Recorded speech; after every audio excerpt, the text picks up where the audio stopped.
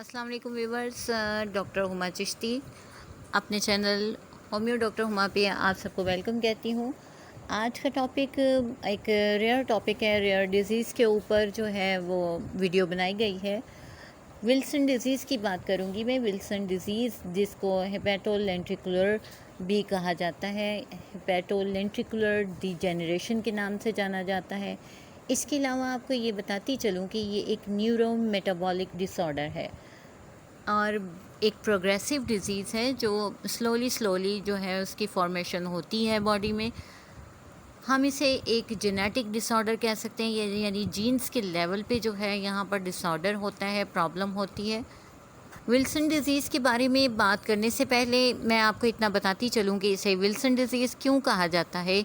1912 में, यानी कि 1912 में ये एक पर्सन था जिसने इसको डिस्क्राइब फर्स्ट टाइम किया था। इसे S.A.K.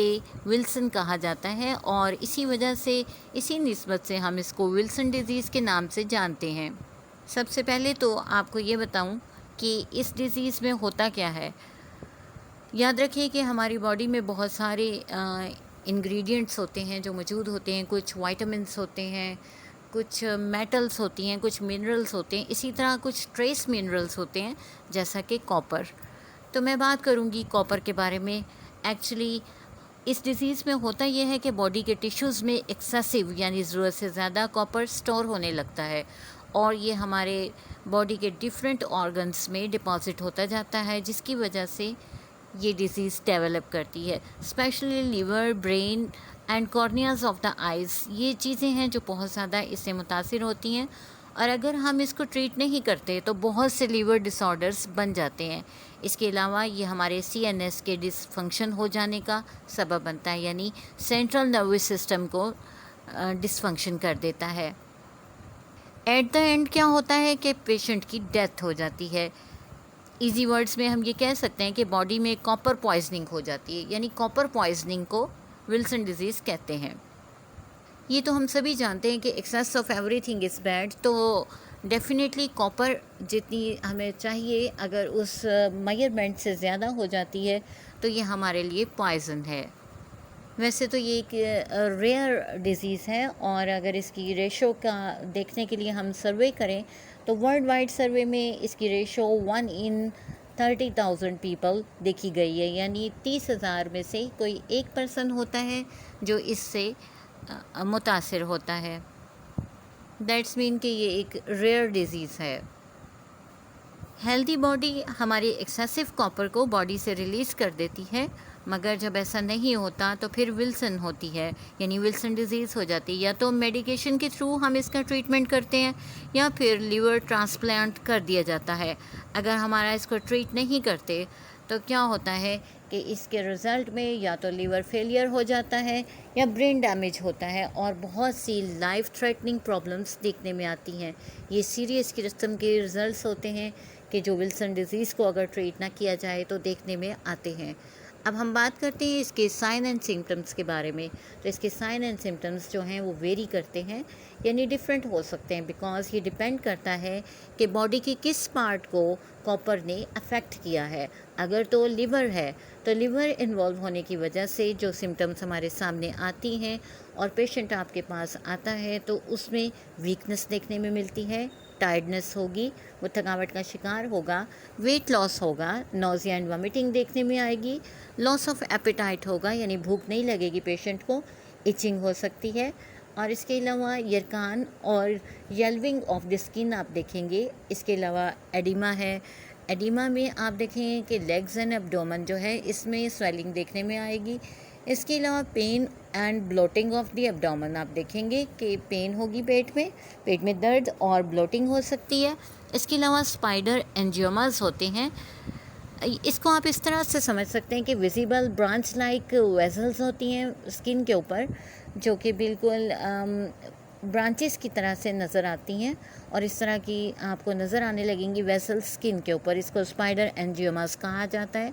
इसके अलावा मस्कुलर क्रैम्प्स हो सकते हैं पेशेंट को, यानी मसल्स में पेन हो सकती है, क्रैम्पिंग हो सकती है और अगर ये प्रॉब्लम न्यूरोलॉजिकल इन नेचर हो, यानी हमारे नर्वस सिस्टम को, हमारे ब्रेन को मुतासिर करे, तो क्या होगा कि मेमोरी और स्पीच, इसके अलावा विजन हमारा, इन तमाम चीज़ों में इम्पेयरमेंट आएगी, प्रॉब्लम आएगी, यानी देखने में, बोलने में और हमारी याददाश्त के सिलसिले में। एबनॉर्मल वॉकिंग हो सकती है। इसके अलावा मिग्रेन्स हो सकते हैं, इंसोम्निया हो सकता है यानी कि नींद ना आना, क्लमजीनेस विद हैंड्स हो सकता है यानी हाथों का बदसूरत हो जाना। इसके अलावा पर्सनालिटी चेंजेस हो सकते हैं और चेंजेस इन मूड देखने में बहुत ज़्यादा आते हैं। इसके अलावा डिप्रेशन का शिकार हो सकता है पेशेंट, और अगर ये प्रॉब्लम बहुत ज़्यादा एडवांस हो जाए तो मस्कुलर स्पैज़म हो सकते हैं, सीजर्स हो सकते हैं यानी झटके लग सकते हैं, और मसल पेन बहुत ज़्यादा हो सकती है। साथ ही साथ स्कूल गोइंग जो चाइल्ड हैं उनमें बहुत सारी प्रॉब्लम्स देखने में आ सकती हैं। थर्डली जो चीज़ देखने में आती है वो केसर फ्लेशर रिंग्स एंड सनफ्लावर कैटरैक्ट होता है, या हम कह सकते हैं इसको आसान लफ्ज़ों में KF रिंग्स, और डॉक्टर इसको डायग्नोज भी कर सकता है। इसमें क्या होता है कि एबनॉर्मल किस्म का गोल्डन ब्राउन सी डिस्कलरेशन आ जाती है आइज़ में यानी आँखों में, और ये एक्सेसिव कॉपर डिपॉजिट होने की वजह से होता है।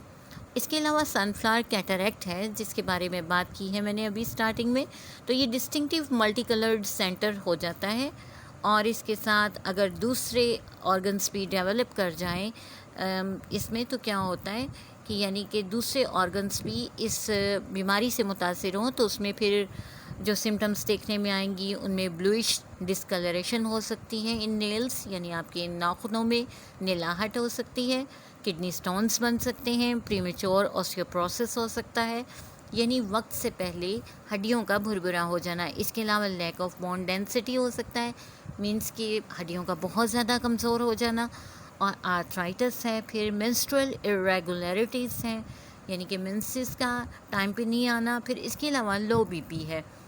ये चीज़ें देखने में आपको बहुत ज़्यादा आ सकती हैं। कॉजेज़ के हवाले से बात करते चलें कि आखिर क्या वजह होती है कि विल्सन डिज़ीज़ हो जाती है। सबसे पहले तो ये कि ये हमारे जीन में म्यूटेशन की वजह से होती है। ये बात जहन में रखिए कि ये जेनेटिक लेवल पे है, इसलिए ये हमारे जीन्स की वजह से होती है, जो कि कॉपर ट्रांसपोर्टेशन के लिए रिस्पॉन्सिबल होता है, और इसको ATP7B जीन कहते हैं। इस जीन में जब प्रॉब्लम आती है, कोई डिसफंक्शन आता है, तो फिर ये प्रॉब्लम हो जाती है।